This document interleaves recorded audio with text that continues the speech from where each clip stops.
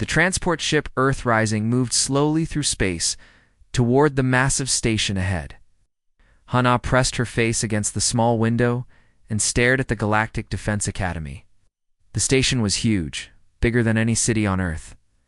It spun slowly in the darkness, its lights twinkling like stars. "Look at that thing," said Taemin from the seat next to her. "It's like a whole world floating in space." Hana nodded, but said nothing. Her stomach felt tight with nerves. She had trained for 2 years to get here. She had beaten thousands of other candidates. But now that she was actually here, she felt very small. The ship's speaker crackled too. "Life. All passengers prepare for docking. Welcome to Nexus Prime Station, home of the Galactic Defense Academy." Hana looked around at the other 12 humans on the ship. They all looked nervous too. Duhayen was reading his tablet for the 100th time. Gyu stared out the window with wide eyes. Kaiman kept checking his uniform. "Remember what they told us in training," Hana said quietly. "We represent all of Earth now." The ship shook slightly as it connected to the station. Then the doors opened with a hiss. The docking bay was enormous. The ceiling stretched up so high that Hana could barely see it. Aliens walked everywhere. Some had 4 arms, some had tentacles instead of legs, some looked like giant insects. Some glowed with their own light. "Holy shit," whispered Taemin. "Language," said Gu, but her voice shook. A tall alien approached. Them? It looked like it was made of living crystal, with light moving through its body. When it spoke, its voice sounded like wind chimes. "Human cadets from Sol 3, I am Instructor Veltar. Follow me." The humans grabbed their bags and followed the crystal being. As they walked, Hana noticed other aliens stopping to stare at them. Some pointed, some made sounds that might have been laughter. "Look at how small they are," said a voice behind them. "Are those the Deathworlders?" said another. "They look so weak," said a third. Hana kept walking, but her face felt hot. She had heard the word Deathworlder before. It was what aliens called humans because Earth was a dangerous planet. But the way they said it made it sound like an insult. They walked through long corridors filled with more aliens. Some were huge, twice as tall as humans. Others were tiny, no bigger than children. Some had scales, some had fur, some had no solid form at all, just floating clouds of gas. The Academy houses over 10,000 cadets from 200 different species. Instructor Veltar explained as they walked. "You will be living and training with beings from across the galaxy." They stopped at a large door marked Orientation Hall. Inside, hundreds of alien cadets sat in rows of seats. The humans were led to a section near the back as they sat down. Hana heard whispers from the aliens around them. "Those are the humans? They're so primitive looking. I heard they still use physical weapons on their world. Savages." Hana felt Taemin tense beside her. She put a hand on his arm and shook her head slightly. Getting angry would only make things worse. A new alien walked to the front of the room. This one was tall and thin, with green scales and yellow eyes when it spoke. Its voice was deep and commanding. "Welcome, cadets, to the Galactic Defense Academy. I am Commander Kethvel. You are here because you represent the best of your species." The commander's eyes swept over the room and stopped on the humans for a moment. "Some of you come from worlds of peace and plenty. Others come from worlds of struggle and danger. It does not matter. Here you will all learn to defend the galaxy." Together, the orientation continued for an hour. They learned about the Academy's history, its rules, and its purpose. The galaxy was a dangerous place, the commander explained. Pirates, hostile aliens, and other threats were everywhere. Academy trained the soldiers who kept peace. When orientation ended, the cadets were dismissed to find their dormitories. Hana looked at the paper with her room assignment. Dormitory Block C, Level 7, Room 247. The humans walked together toward the dormitory area. As they moved through the corridors, Hana noticed how the other aliens avoided them. Some stepped aside quickly when they approached. Others just stared. "They're afraid of us," said Duhayen quietly. "No," said Hana. "They think we're dangerous, but stupid, like wild animals."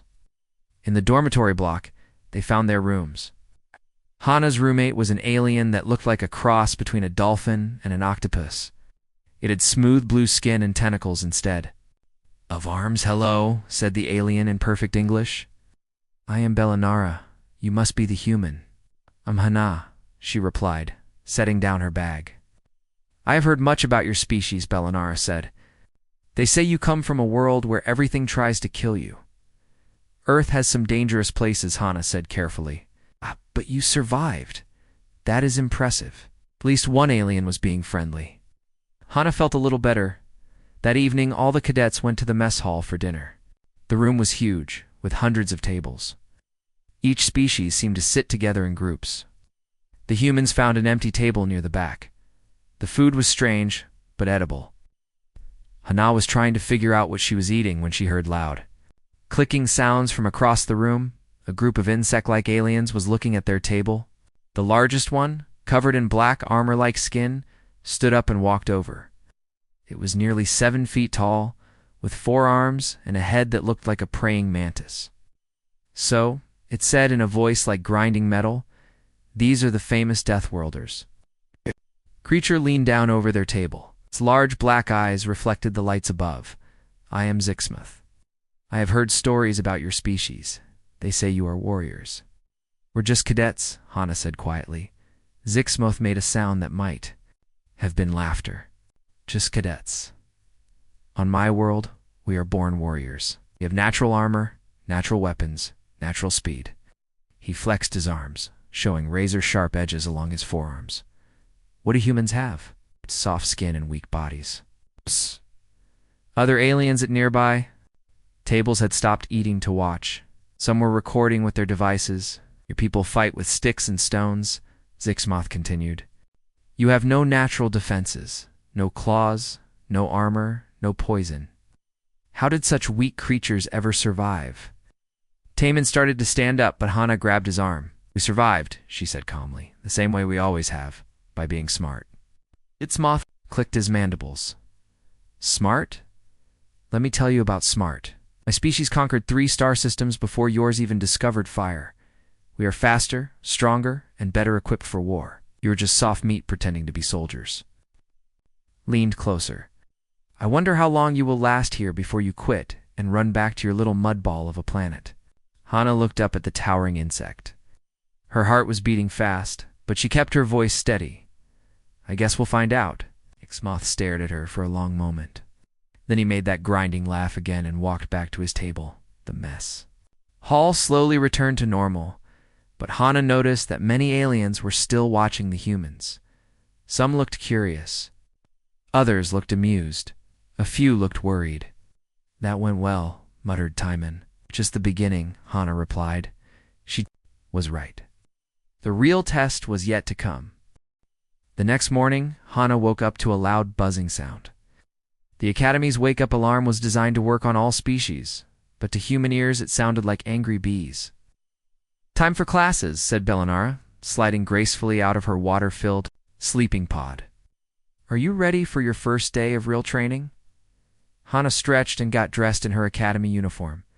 The gray and blue outfit fit well, but she noticed it was different from what the other species wore. Uniforms had extra padding and protection. The Academy clearly expected humans to get hurt more often. In the hallway, she met up with Timon and Duhayan. They all looked tired but determined. "Sleep well?" asked Timon.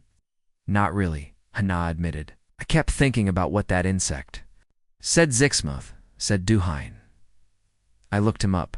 The species is called the Krikstal. They're known for being aggressive and territorial." "Great," muttered Taman. "Just what we need." Their first class was Galactic Military History. The teacher was a floating ball of light that spoke in a voice like singing crystals. The classroom was filled with aliens of all shapes and sizes. "Today we will study the Battle of Kepler Station," the teacher announced. "Who can tell me the primary tactical error made by the defending forces?" Several aliens raised their hands, tentacles, or other appendages. The teacher called on a bird-like creature with bright blue feathers. "The defenders spread their forces too thin across multiple fronts," the bird alien said in a high, chirping voice. "Correct. What should they have done instead?" Hana raised her hand. The teacher's light flickered with what might have been surprise. Yes, human cadet Hana. They should have concentrated their forces at the main choke point, Hana said. Force the enemy to come to them instead of trying to defend everything at once. The teacher's light grew brighter. Excellent. Analysis. You show good understanding of defensive strategy. Hana felt proud, but she noticed some of the alien cadets looking at her with surprise. A few whispered to each other. After class, they went to physical training. The gymnasium was enormous, with equipment designed for dozens of different body types. Some aliens needed low gravity, others needed high pressure. The humans trained in Earth-normal conditions. Instructor Veltar was waiting for them, its crystal body reflecting the gym lights. Today we test your basic physical capabilities, it announced. Each species will be evaluated according to their natural abilities. Hana watched as different aliens showed off their skills. The bird-like creatures could fly. The insect aliens like Zixmoth moved with lightning speed. The aquatic species like Bellinara could bend and twist in impossible ways. A group of rock-like aliens lifted weights that would crush a human. What do we have? Asked Timon quietly. We can't fly. We're not super strong. We can't breathe underwater. We can run, said Hana, and we don't give up. When it was the humans' turn, they did their best. Hana ran the endurance course, climbed the obstacles, and lifted what she could. She wasn't the fastest or strongest, but she finished everything. Adequate, said Instructor Veltar. Humans show good persistence and adaptability. Wasn't exactly praise, but it wasn't an insult either. After training, they went to weapons class. The instructor was a four-armed alien with purple skin and no visible eyes. Weapons are tools, it said. Each species has natural weapons: claws, teeth, poison, armor. What natural weapons do humans have? The question hung in the air. Hana thought about it. Our hands, she said finally. We can use tools better than most species. The instructor's head tilted.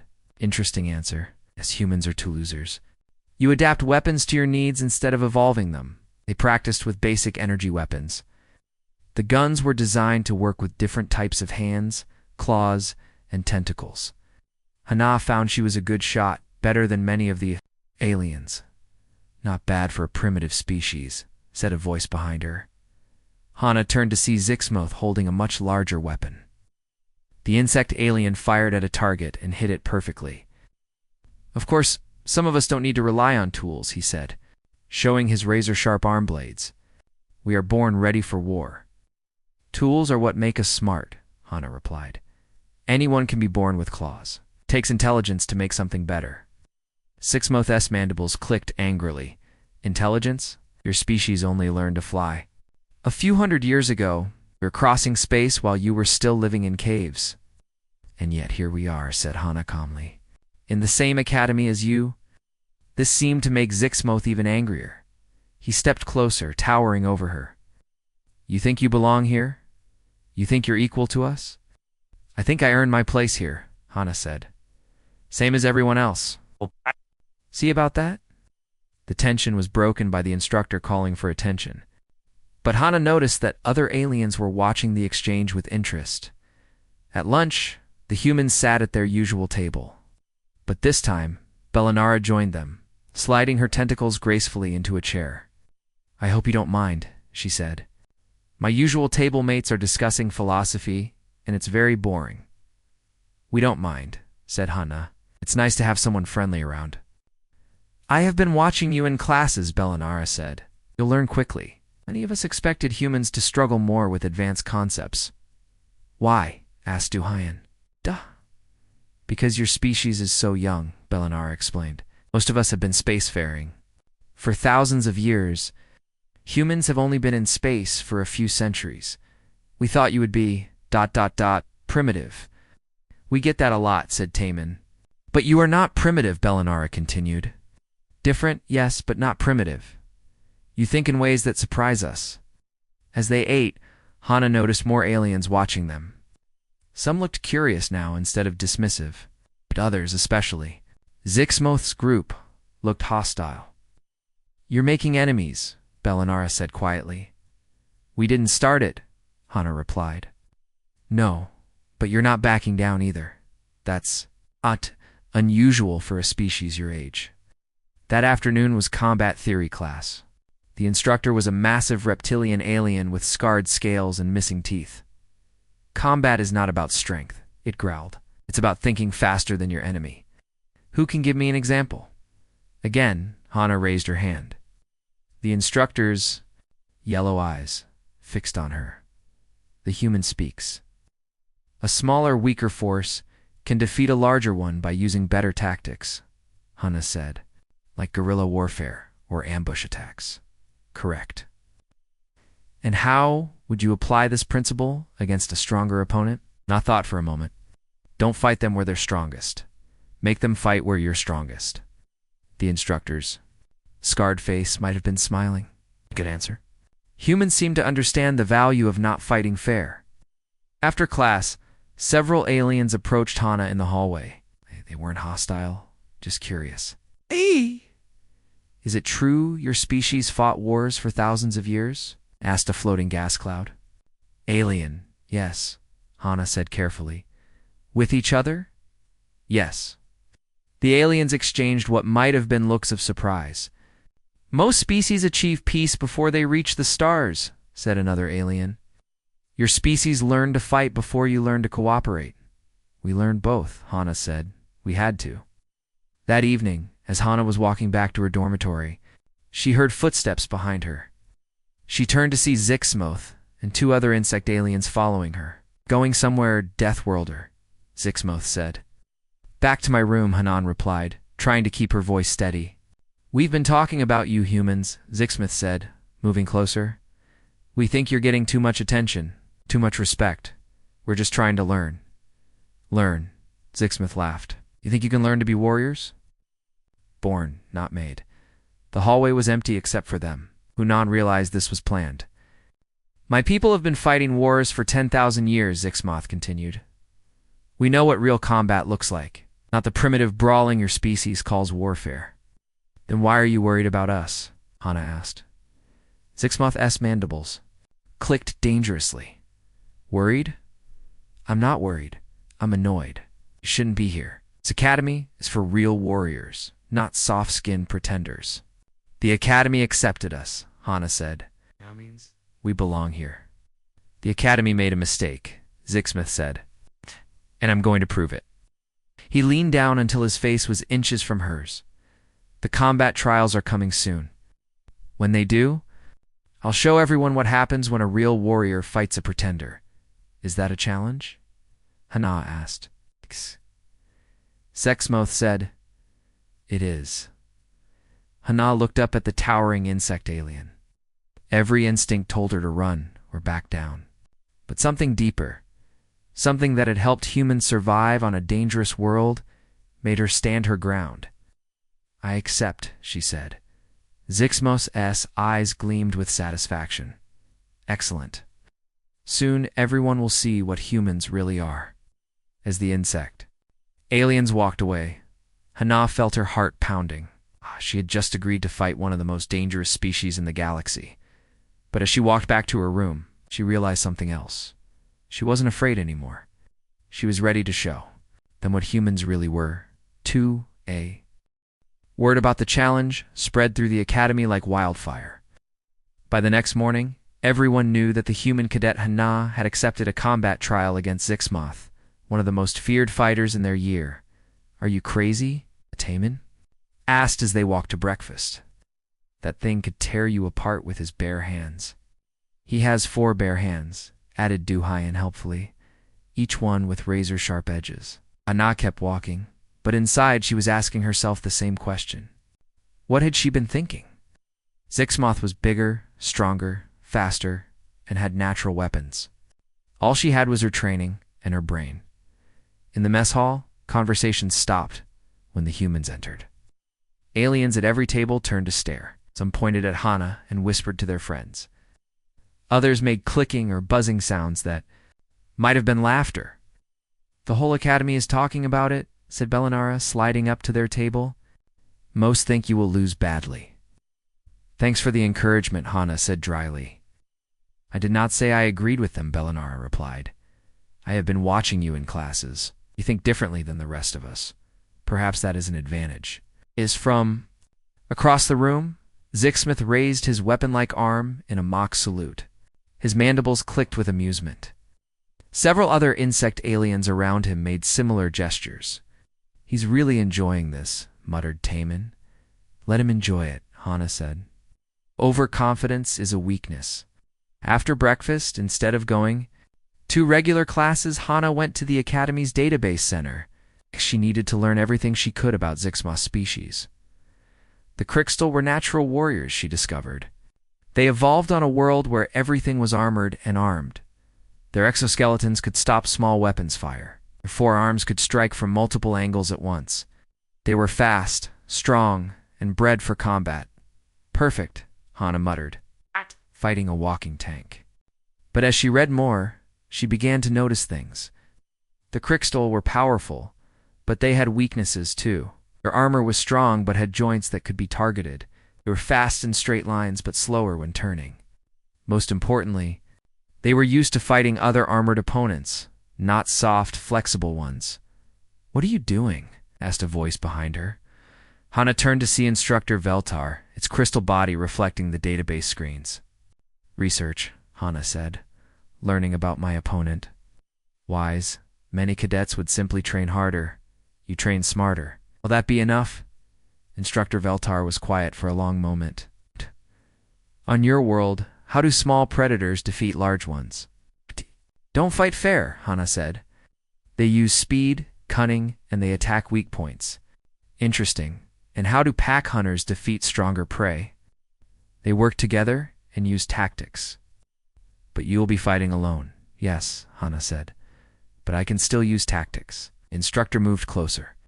Tell me, what do you know about human evolution? Hana was surprised by the question. We evolved from hunters, used to chase down prey over long distances. Persistence hunters, Veltar said. Your species did not evolve to be the strongest or fastest. You evolved to never give up, to adapt, to find solutions. Is that enough to win? That depends, the instructor said, on whether you remember what you are. That afternoon, Hana went to the training center. But instead of practicing with weapons, she worked on movement.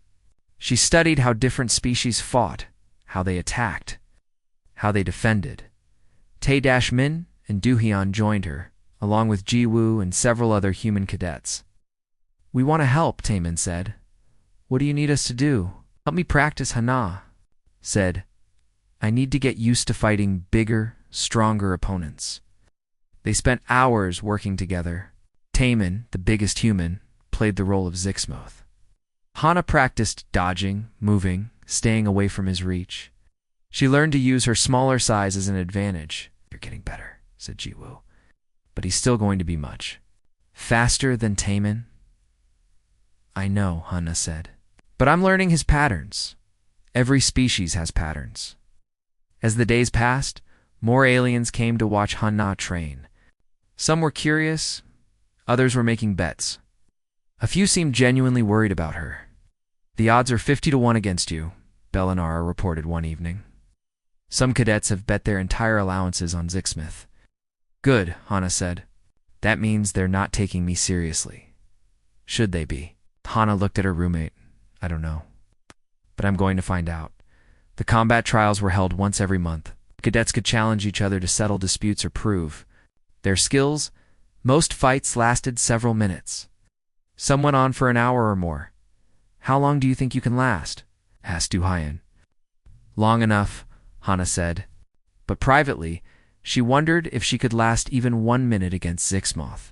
3 days before the trial, Huna had a breakthrough. She was watching footage of old Crixtal battles when she noticed something. The insect warriors were deadly. When fighting other armored opponents, but they struggled against fast, unarmored enemies, they're used to fighting tanks, she said to herself.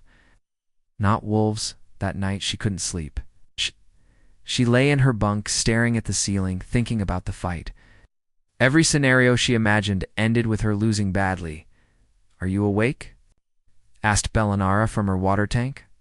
Yes, Are you afraid? Hana thought about lying, but decided on the truth. Yes, terrified. Good, Bellinara said. Fear makes you careful. Overconfidence makes you dead. Did you ever fight someone much stronger than you? Once, Bellinara said. A cadet from a warrior species challenged me to prove that aquatic beings were weak. I was smaller, slower on land, and had no natural weapons. What happened? I won. How? I made him fight in the water. Hana sat up. You changed the battlefield. Use my advantages instead of fighting his strengths. That is what you must do. The next morning, Hana watched Zixmoth train. The insect alien was impressive.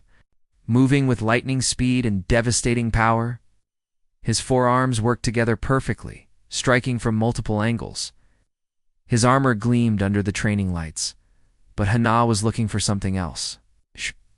She watched his feet, his balance, his reaction time. She studied how he turned, how he recovered from attacks, how he moved between strikes. See something interesting? Asked a voice. Hana turned to see another insect alien, smaller than Zixmoth, but with similar armor. Just watching Hana. Said, I am Vextel, Zixmoth's clutch brother. I wanted to speak with you. About what? About withdrawing from the challenge. Zixmoth does not wish to seriously injure you. If you withdraw now, you can do so with honor. Hana looked at the smaller alien. And if I don't? Then you will face the consequences. My brother is the best fighter in our year. He has never lost a combat trial. There's a first time for everything, Hana said. Vextel's mandibles clicked. Do not let pride destroy you, human. You are brave, but bravery without wisdom is just stupidity. Maybe, Hana said, but I'm not withdrawing. Alien studied her for a long moment. Very well, but do not say we did not warn you. That evening, Hana sat alone in the observation deck, looking out at the stars. Tomorrow was the trial. In less than 24 hours, she would face Zixmoth in single combat. Second thoughts? Asked Instructor Veltar, appearing beside her. Many, Hana admitted, but I'm still going to do it. Why? 'Cause someone has to. If I back down now, every human who comes after me will be seen as weak. They'll think we don't belong here. And if you lose, then at least I tried. At least I showed them we don't run away. Veltar was quiet for a long time. On your world, what separated humans from other predators? We used tools. We worked together. We adapted. And when you were alone, facing something stronger, Hana thought about it. We used our brains. We found ways to win that didn't depend on strength. Remember that tomorrow? The instructor said. Remember what made your species survive on? A world that tried to kill them every day. As Hana walked back to her room, she felt something change inside her. The fear was still there, but it was mixed with something else now. Determination. Purpose. She was human. Her species had survived ice ages, predators, diseases, and wars. They had climbed from caves to stars in just a few thousand years. Didn't do it by being the strongest or fastest. They did it by being smart, stubborn, and refusing to give up. Tomorrow, she would show the galaxy what that meant. In her room, Bellinara was waiting with a small gift, a piece of metal shaped like a star. It is a tradition among my people, she said. We give these to warriors before battle. It represents the hope that you will shine bright even in darkness. Thank you, Hana said, touched by the gesture. Win or lose, Bellinara said, you have already shown more courage than most. Sleep well, warrior. But Hana didn't sleep well. She lay awake, thinking about the fight, about what she had learned, about what she needed to do. Tomorrow, the entire academy would watch her face Zixmoth. Tomorrow, she would discover if being human was enough. The combat arena was the largest room in the academy. It could hold 5,000 spectators, and today, every seat was full. Aliens from dozens of species had come to watch the human face the crystal warrior. Hana stood in the preparation room. Checking her equipment one last time, Academy provided basic armor and weapons for trials, but they were designed to protect, not to give advantages. Her chest plate felt light compared to Zixmoth's natural armor. Her weapon was a standard, energy rifle that could stun or injure, depending on the setting. "Ready?" asked Timon, who had been allowed to act as her second. "As ready as I can be," Hana said. But her hands were shaking slightly. "Remember what we practiced?" he said. "Stay mobile. Don't let him corner you. Use the environment." "No." Hana took a deep breath. "If this goes badly, it won't," Timon said firmly. "You're going to surprise everyone. I hope so." The door opened, and Instructor Veltar entered. "It is time," the crystal being said. Hana walked through the corridors toward the arena. She could hear the crowd already, thousands of voices, creating a low rumble that vibrated through the walls. As she got closer, the sound grew louder. The arena floor was a circle about 50 meters across. The surface could change during combat, creating hills, valleys, obstacles, or hazards. Today it was set to variable terrain, which meant it would shift randomly during the fight. Hana stepped through the entrance, and the crowd noise hit her like a wave. Thousands of aliens filled the seats, their various sounds creating a wall of noise. Some cheered, some clicked, some buzzed, some roared. Most seemed excited to see the human get beaten. Across the arena, another door opened. Zixmoth emerged, and the crowd's noise doubled. The insect warrior looked even bigger in the arena lights. His black armor gleamed. His forearms moved with deadly grace. He carried no weapon. His natural arm blades were all he needed. In the center of the arena stood the referee, a floating robot with sensors that could track every movement and ensure fair play. "Cadets," the robot announced in a voice that carried over the crowd, "you are here to settle a challenge through honorable combat. The rules are simple. Fight until one yields, is incapacitated, or leaves the arena. Killing is forbidden.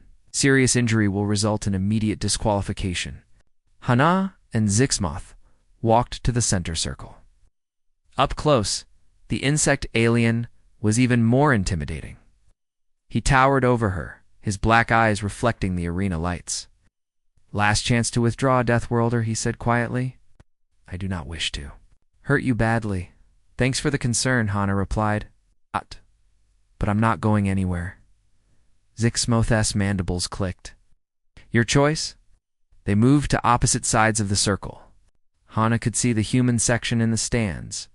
Taemin, Duhayan, Jiwoo, and the other Earth cadets. Bellinara was there too, her tentacles waving in what might have been encouragement. "Fighters ready?" the robot asked. Hana raised her weapon and nodded. Zixmoth flexed his forearms and clicked his agreement. "Begin." Zixmoth moved immediately, faster than Hana had expected. He crossed half the arena in 3 quick steps, his arm blades extended. Na rolled to the side just as his strike cut through the air where she had been standing. The crowd roared approval at the near miss. Hana came up firing. But Zixmoth's armor absorbed the energy blasts easily. He spun toward her, 2 arms striking high while 2 struck low. Hana jumped backward, barely avoiding the coordinated attack. "Too slow, human," Zixmoth called out, pressing his advantage. He attacked again, this time from a different angle. Hana ducked under one blade, blocked another with her rifle, and rolled away from the third. The 4th blade caught her armor, leaving a scratch but no real damage. The crowd was on its feet now, cheering for more action. Hana kept moving, using her smaller size to stay just out of reach. Zixmoth was fast, but he was also heavy. He attacked and missed. It took him a moment to recover and change direction. "Stand still and fight," Zixmoth demanded, frustrated by her evasion tactics. "No thanks," Hanan replied, firing another burst that Zixmoth easily deflected. For the first 2 minutes, it was all evasion and defense. Na stayed mobile while Zixmoth tried to pin her down. The insect warrior was clearly stronger and better armed, but he couldn't land a solid hit. Then the arena floor began to change. Hills rose from the smooth surface. Valleys opened up. Obstacles appeared and disappeared. This was what Hana had been waiting for. She ran toward a newly formed ridge, using it to gain height advantage. Zixmoth followed, climbing the slope with his 4 arms. But as he reached the top, Hana was already gone, sliding down the other side. "Clever," Zixmoth admitted. "But cleverness will not save you forever," He was right. Hana was getting tired from all the running and dodging. Her energy rifle was down to half charge. Sooner or later, she would have to make a real attack. The crowd was getting restless too. Many had come to see a quick, decisive victory. Instead, they were watching what looked like an extended chase scene. Boring. "Here's someone shouted from the stands, 'Fight already!'" called another. Zixmith seemed to agree. He stopped pursuing and stood. In the center of the arena, "Enough games, human. Face me properly, or admit you are a coward." Hana paused on top of a small hill.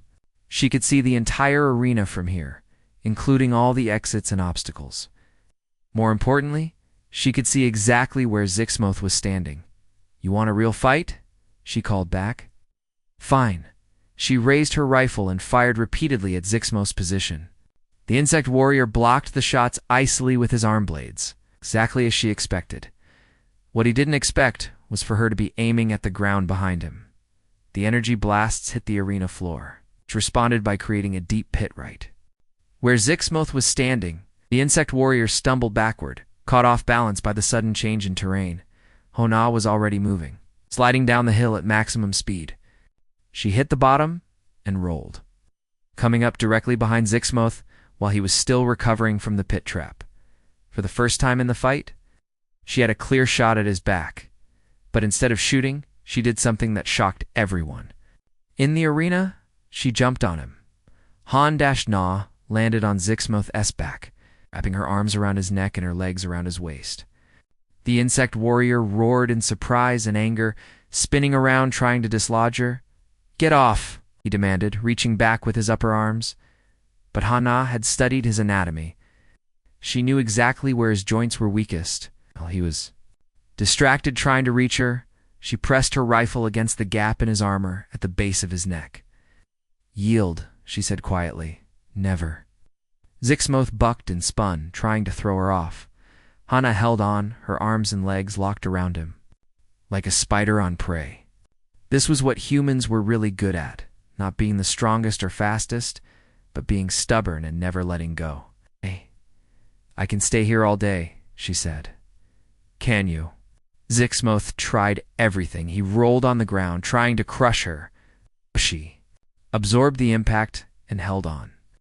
He slammed backward into a wall, trying to scrape her off. She pressed herself flat against him and maintained her grip. He spun in circles, trying to make her dizzy. But humans had excellent balance. Another gift from their evolution as persistence hunters.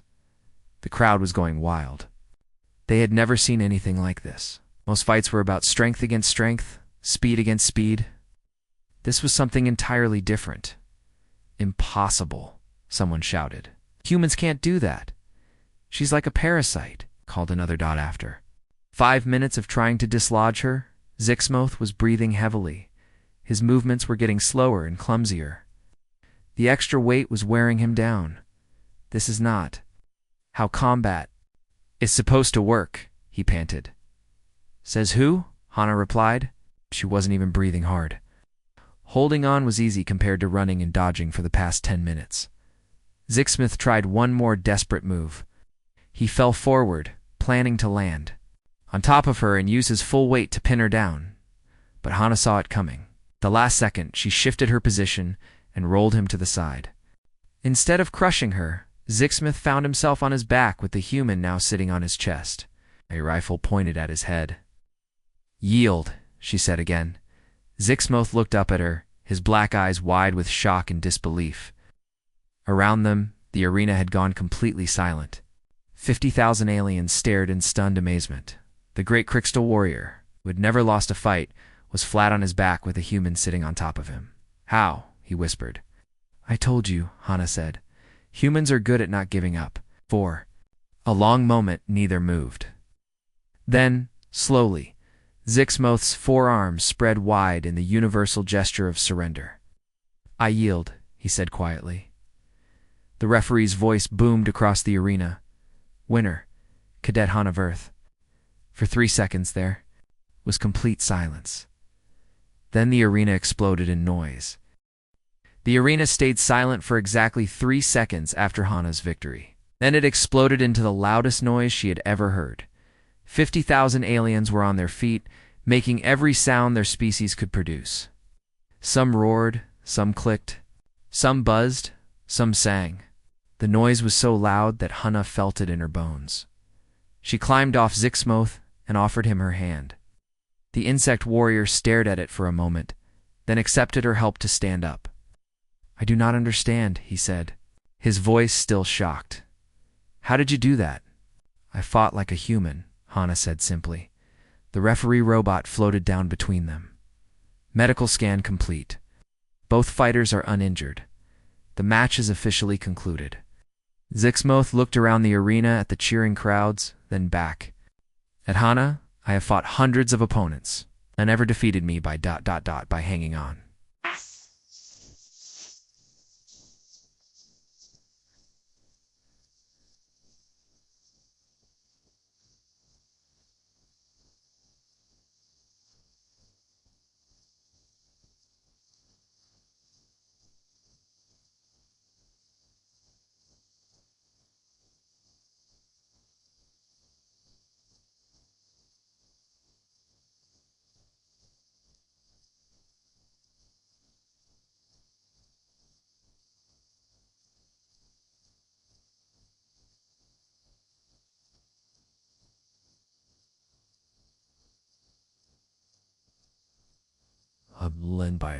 We evolved to chase prey until it got too tired to run.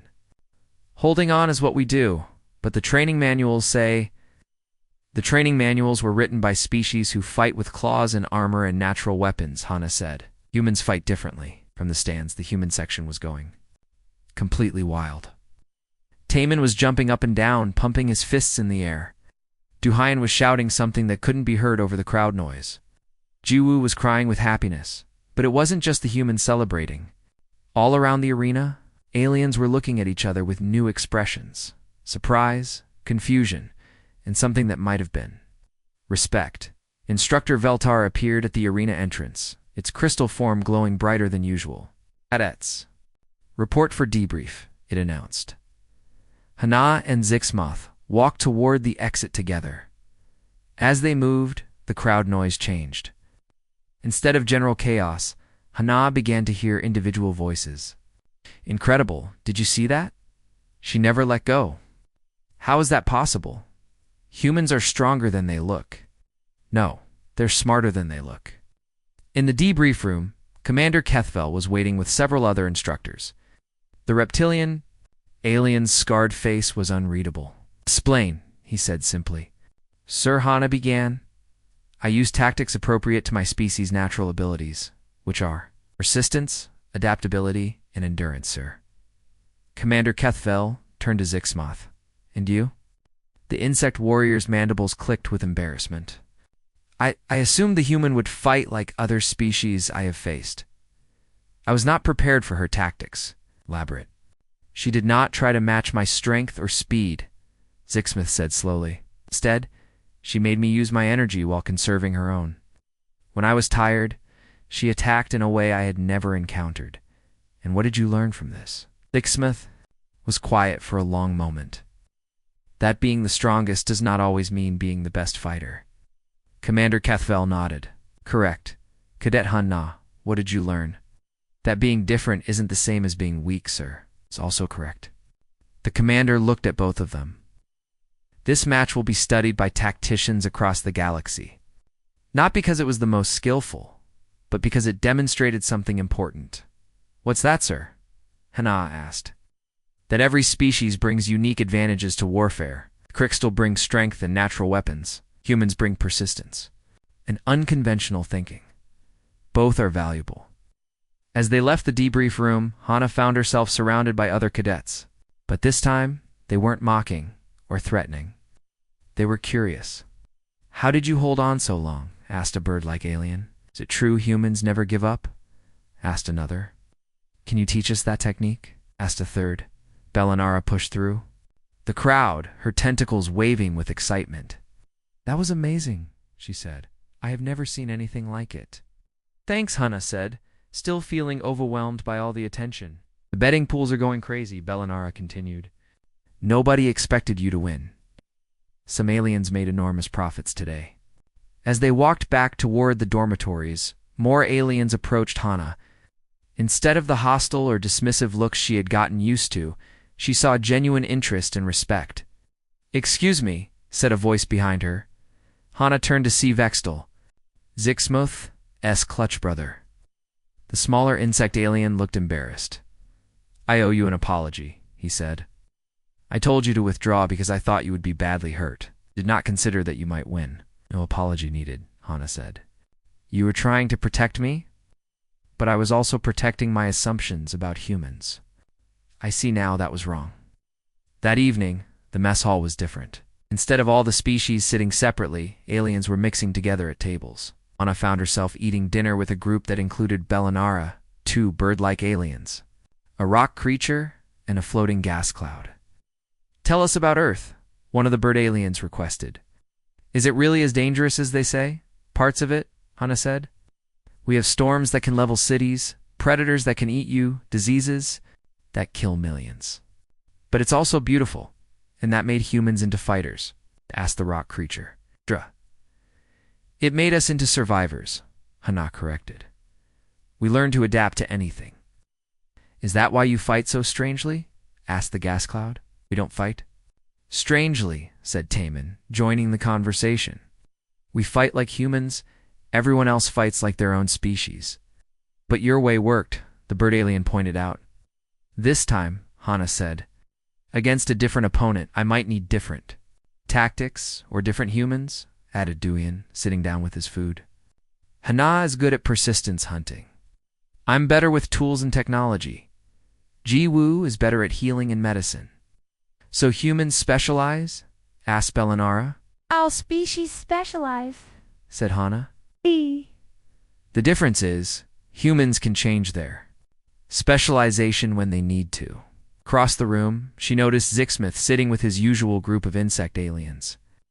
But instead of the arrogant posture he usually had, he seemed thoughtful. When he noticed her looking, he nodded respectfully. Later that night, Hana was walking back to her room when Instructor Veltar appeared in the corridor. "A moment of your time," the crystal being said. They walked together in silence until they reached an observation deck overlooking the stars. "You surprised everyone today," Veltar said finally. "Including myself," Hana admitted. "Did you? Or did you simply remember what you were?" Hana thought about it. "Maybe both." "The Academy has been training warriors for 3,000 years, Veltar continued.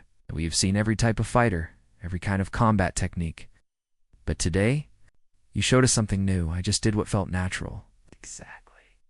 "And what felt natural to a human was completely unexpected to everyone else." The instructor's crystal form shifted, reflecting the starlight. "Do you know why the Galactic Defense Force recruited your species? Because we're from a dangerous world? Partly, but mostly because you think differently. Every other species in the galaxy learned to fight the same way. Strength against strength, speed against speed, weapon against weapon. Humans learn too. Win. What's the difference? Fighting is about defeating an enemy in combat. Winning is about achieving your goal, regardless of how the combat goes." Hana stared out at the stars. "So what happens now?" "Now, you continue your training, but it will be different. Other cadets will want to learn from you. Instructors will study your techniques. The galaxy's understanding of combat will change at least a little." "No pressure," Hana said with a small smile. "There is always pressure," Veltar replied. "But pressure makes diamonds. Your species understands this." As they stood there looking at the stars, Hana felt something she hadn't felt since arriving. At the academy, she felt like she belonged here. "Instructor," she said, "what you said about remembering what I am. What did you mean? You spent weeks trying to fight like other species? Today, you fought like a human. Which one felt more natural?" "Fighting like a human," Hana said immediately. "Then remember that lesson. Your species was not invited to join the galactic community to become like everyone else. You were invited because you were different." Next morning brought a surprise. Hana woke to find a message waiting on her personal communicator. It was from the Academy Command. "Cadet Hana," it read, "report to Advanced Tactics class immediately. You have been selected for accelerated training." "What does that mean?"